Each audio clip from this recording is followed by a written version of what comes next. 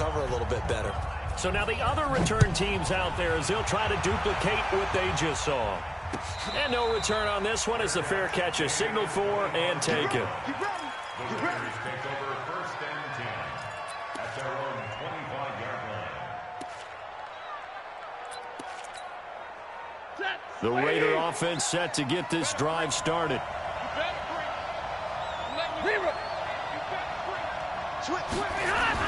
On 1st down, Stafford here. And the tip there altered the ball flight, and it falls incomplete. It'll be 2nd down.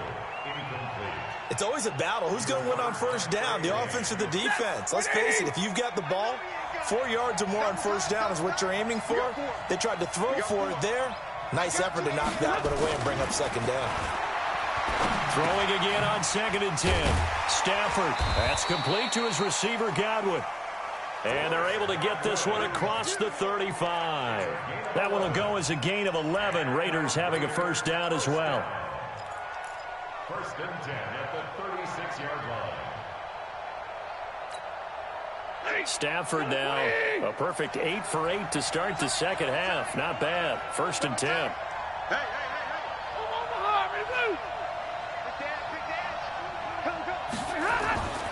To throw is Stafford.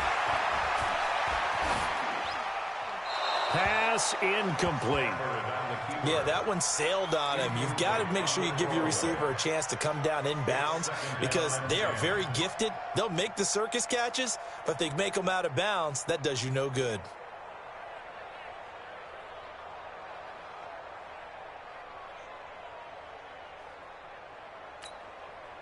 They'll try again from the 36 on 2nd and 10. They run it with Carson. And he'll grab a gain of 5 out of this up to the 41-yard line. Despite the blitz, they're still able to pick up a nice solid gain. The disadvantage of blitzing often alters the normal spacing and run fits and leaves creases like they were able to exploit right there. The Raiders on 3rd down. They've hit 2 for 4 thus far. This will be 3rd and 5.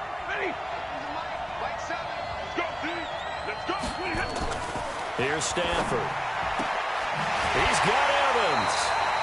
That one good for 13 and a Raider 1st down.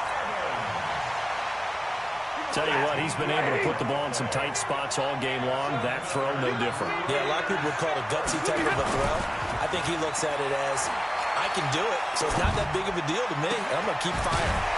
Well, a nice throw here right side. He hauls it in, and he gets this inside the 35-yard line. 14 yards is the pickup there at a Raider 1st. From the 32 now, here's 1st and 10. And to give this time to the tailback. And they'll get him down after a pickup of 8, 2nd and 2. Well, partner, I know this type of running back. I mean, this size, this intensity usually gets better as the game goes on. I can just tell you from experience, the first few quarters, oh, you're eager. You come running up there, I'm going to tackle this guy. By the 4th quarter, you're coming up and thinking about it. And D-line wearing down 4th quarter. Yeah, that's not a guy they want to see consistently. And not much. Maybe a yard down to the 23. A minimal gain there on the 8th play of the drive. The good run on 1st down followed up by a not-so-good run on 2nd down. Now let's find out if they're going to stick with the run here on 3rd down. A lot of people would love to see some play action here. I say go with your best running play over your best blocker. This is 3rd and 2. Maybe the biggest play in this football game. Hey, Delta. Check. Here's Stafford. And it's intercepted at the goal line. It's the former Seahawk, Earl Thomas. And the return goes up to his own 17-yard line. Just a little bit of a rough stretch. 6 interceptions now in these last 2 weeks combined. I know the easy thing is to go back to mechanics, footwork, things of that nature. I'm also wondering, is he getting fooled by what he's seeing on defense? Has the scouting report changed? Are they showing him things different than what he expected? For the 2nd week in a row, he's throwing it to the guys in the wrong color shirts. Yeah, he better figure, whatever the reason is, he better figure it out. Now a handoff here to his running back. And not a whole lot to speak of there, so bring him down shy of the 20. Javon Hargrave there on the stop. Got to figure now, after getting that turnover, they're just going to be happy to keep the ball on the ground, right? This is where covering the football, taking care of the ball, all the ball security terms that have ever been used, they come into play for the guys on offense right now. Just take care of it, and they've got a good chance of ending up winning this game. Here's 2nd and 8. He's going to air it out deep for Green. And this is going to wind up incomplete. The coverage there too strong on the deep ball, and now they face a 3rd down. This a very important drive, and that incompletion leads to a very important 3rd down here if they're going to try and get the football back. Yeah, getting it back, absolutely crucial to their chances to try and win this game. I would expect a lot of pressure here. They can't afford to let them continue to get first downs and eat away at the clock. And he'll be taken down, but not before he gets this football out shy of the 30 to the 29. And not totally home free yet, but it's looking good as they come up 1st and 10. Hey, switch gears.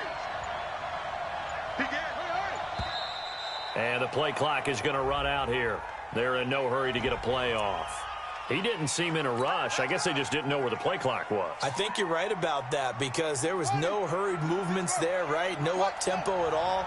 Clock just ran out. I think he was as surprised as maybe his bench was. Now they try the right side here. Nowhere to go that time. Might have gotten a yard up to the 25. 4th quarter, down to the final 2 minutes, and we've got a one-score game.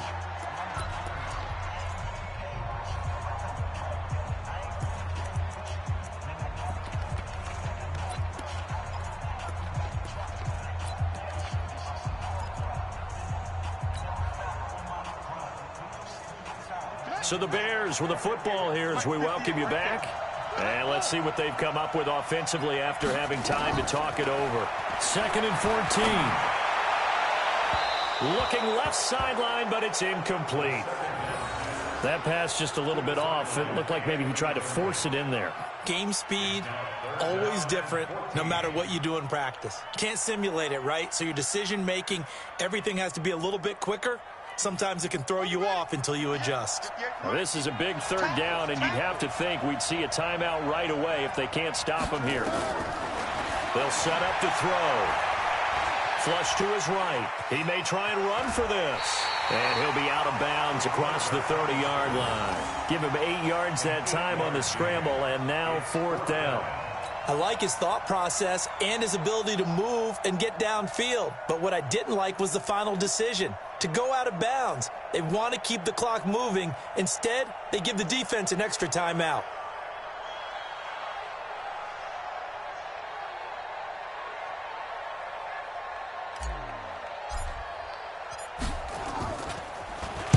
So they're forced to punt on 4th as this one's away. And this will get inside the 20 and be touchdown just outside of the 15-yard line. At their own 16-yard line.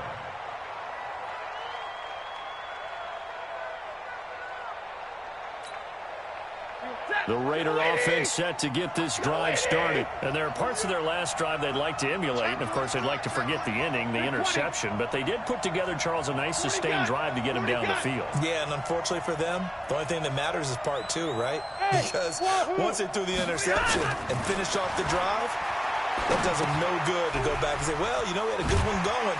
Finish things off. That's the only way you can get it done. 7 yards, the pickup on the pitch and catch. Able to get 7 on that first down pass play. 2nd and 3. He'll look to throw. And he can't get a throw off. He's taken down. What a huge play at this point in the game. The Raiders going to use one of their timeouts as they'll talk it over here before what will be an important 3rd down.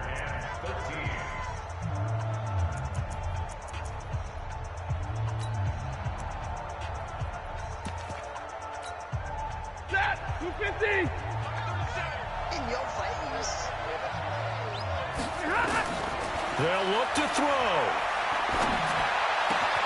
And, oh, a crusher there as it's intercepted. Picked up by Deontay Thompson, the rookie from Bama. Charles, whatever's going on between his ears right now, it's just not completely calculated correctly. 7 picks between last week and this week after that one. And they always say the most important part of a player is those 6 inches between the ears.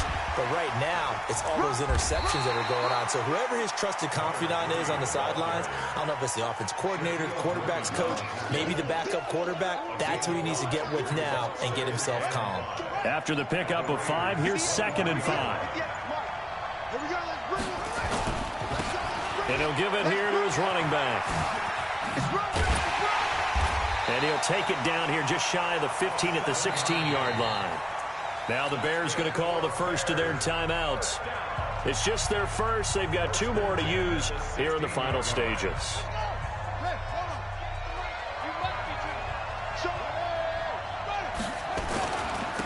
And to give this time to the tailback. And he'll get it here to the 10-yard line. Now the Bears going to use the second of their timeouts. That'll leave them with just 1 remaining in this 4th quarter of play. Now a handoff here to his running back. And tackled down after a gain of 3. Leaves him with 1 yard to go on 3rd down. And now with 6 seconds remaining, they're going to burn their final timeout.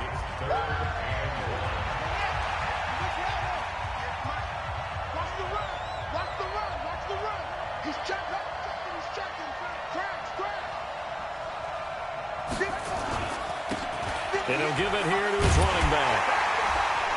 And he won't be close to a first down as he runs into a wall right around the line of scrimmage. Well, I know at points in this when you wanted to close your eyes because of all the points that were being put on the scoreboard. You're a defensive guy, but it was a fun little track meet, wasn't it? It was, and you know the people who really enjoyed this game? They're the ones that like going to batting practice at the Major League Baseball parks, right? Seeing the 14-11 game, that sort of deal. That's right up their alley with what we saw in this one. So for the Bears, they move back over 500 at 3-2 now on the year. And now it's off to Heathrow as they get set to fly back to the U.S. in a couple hours. Meanwhile, for the Raiders, they'll fall to 1-4 with a loss. And perhaps fortunately for them, they'll get an early bye next week and